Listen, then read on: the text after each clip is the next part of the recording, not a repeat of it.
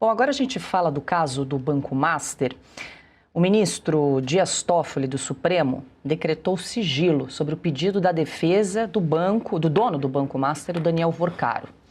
A equipe de advogados do Executivo acionou o Supremo alegando que a Justiça Federal, que ordenou a prisão do banqueiro, não é a instância competente para cuidar da investigação. Eles pedem, então, que o caso seja julgado pelo Supremo.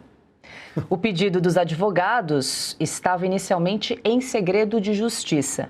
Aí o Dias Toffoli restringiu ainda mais o acesso a informações do pedido, que passou de segredo de justiça para sigiloso.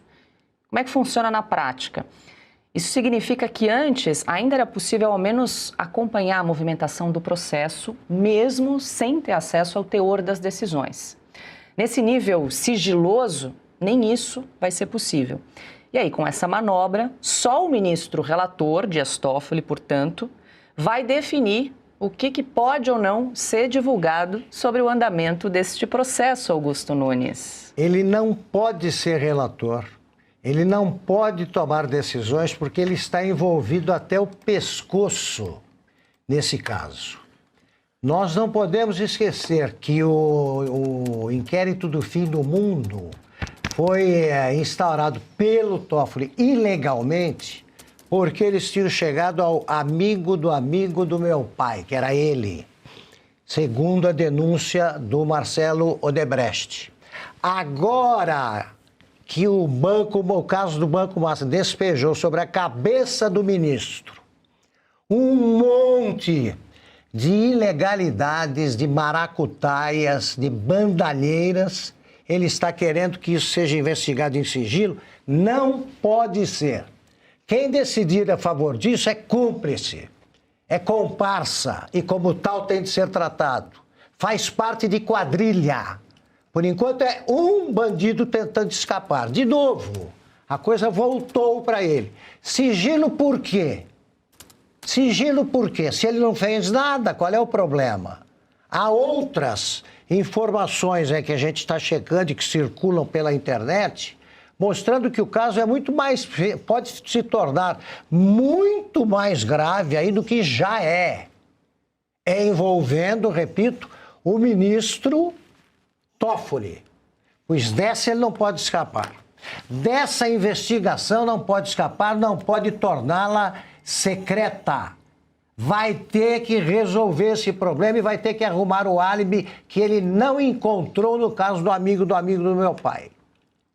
Se o Supremo fizer isso, então não é o mais forte dos Supremos, não. É o único do mundo que virou quadrilha. Pois é, Piotr, tem várias informações que estão circulando que tornariam aí Dias Toffoli, no mínimo, impedido ou suspeito de ser o relator desse caso do Banco Master. Um deles, Dias Toffoli participou de um evento em Londres que contou com patrocínio de quem? Do Banco Master. Uma outra situação, a mulher do Dias Toffoli, a Roberta Rangel, ela virou sócia do Valfrido Vardi em 2021, ele que é um dos advogados contratados por quem? Por Daniel Worcaro, dono do Banco Master. Inclusive, nós publicamos no site de Oeste, tá aí, a gente compartilha na tela. Quer dizer, a mulher do Toffoli já foi sócia do advogado que assinou o pedido de habeas corpus. E aí, a cerejinha do bolo, agora os advogados pedem para que o caso suba ao Supremo Tribunal Federal e saia da esfera da Justiça Federal. Tem várias pontas soltas aí, para dizer o mínimo, né, Piotr? Não, qual é a alegação técnica para o caso sair da Justiça Federal, onde ele deve permanecer, porque sim, trata-se de uma investigação federal, é um banco com atuação no país inteiro, que criou problemas para uma série de correntistas, e para o Supremo. O Supremo não é corte julgadora, ela é corte recursal, e deveria ser só do ponto de vista constitucional. Mas, enfim, mesmo ampliando esse escopo do Supremo, o que é um absurdo em si, mas mesmo se admitindo essa hipótese, como de fato acontece, ele não pode começar o caso, não tem nada a ver com o Supremo. Lá na frente, alguma coisa poderia parar lá para um julgamento específico, ainda assim específico, não um julgamento de mérito como um todo. Óbvio, olhando pela lógica da lei, que aí pouco importa. Aí o ministro vai lá e decreta como tudo sigiloso, ou seja, nada pode ser divulgado sem a anuência dele. Nós estamos falando de um banco que, para se ter uma ideia, só no fundo garantidor de crédito tem bilhões ali.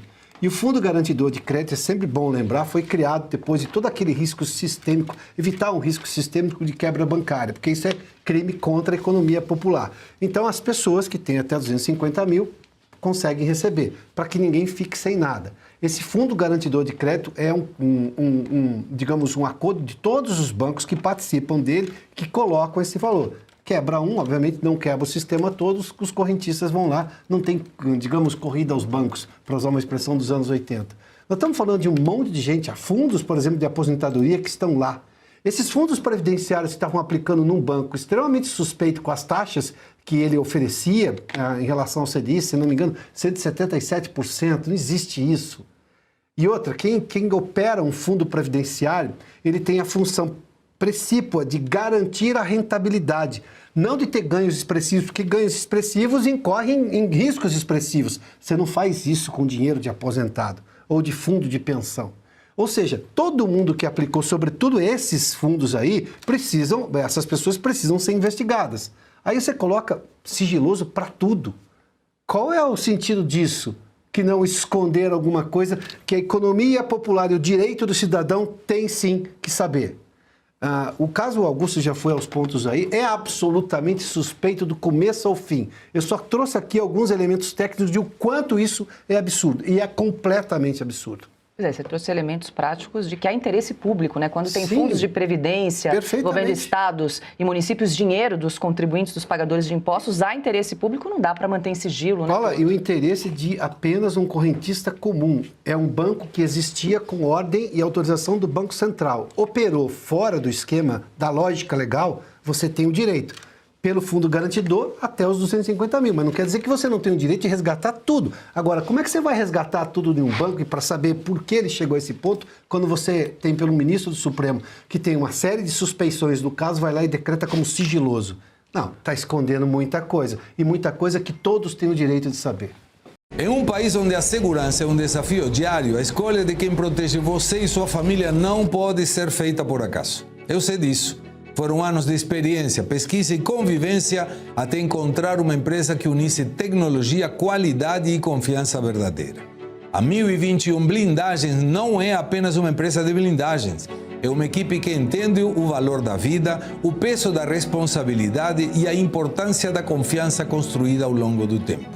Hoje, depois de anos de relacionamento, posso dizer com tranquilidade: a 1021 Blindagens me ofereceu muito mais do que proteção.